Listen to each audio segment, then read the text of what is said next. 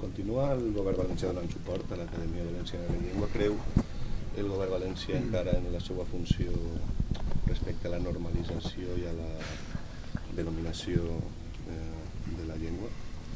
El artículo 6 de nuestro estatuto es muy claro y es la lengua que se utiliza en la Comunidad Valenciana es el valenciano. Y todos aquellos que tenemos responsabilidades y representación en la Comunidad Valenciana, desde cualquier ámbito, debemos defender lo que es nuestro, nuestras señas de identidad y nuestra lengua. Eso lo debemos hacer todos. Y desde luego mi compromiso está en hacer cumplir el Estatuto de Autonomía. Y lo vamos a hacer. En quin moment ha dit l'Acadèmia Valenciana de la Llengua que així no es parla valencià? ¿Ho ha dit Bueno, en algún momento? Tienen que hacer, el otro día hizo una presentación, avanzó lo que tenía que ser un diccionario y hay ciertas cuestiones, desde luego, que no son compartidas con lo que es ese espíritu establecido en el Estatuto.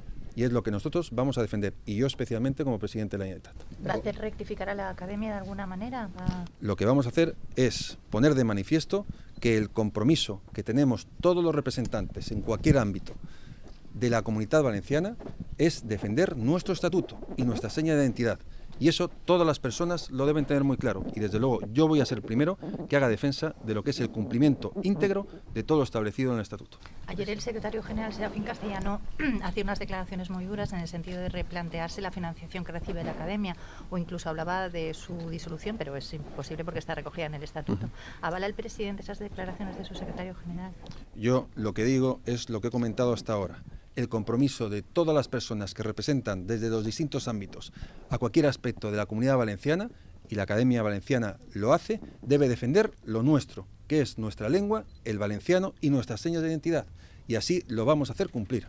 L'Estatut d'Autonomia diu que l'Acadèmia Valenciana de la Llengua és l'òrgan encarregat de fixar les normes i també d'establir quin és l'origen i la filiació del valencià.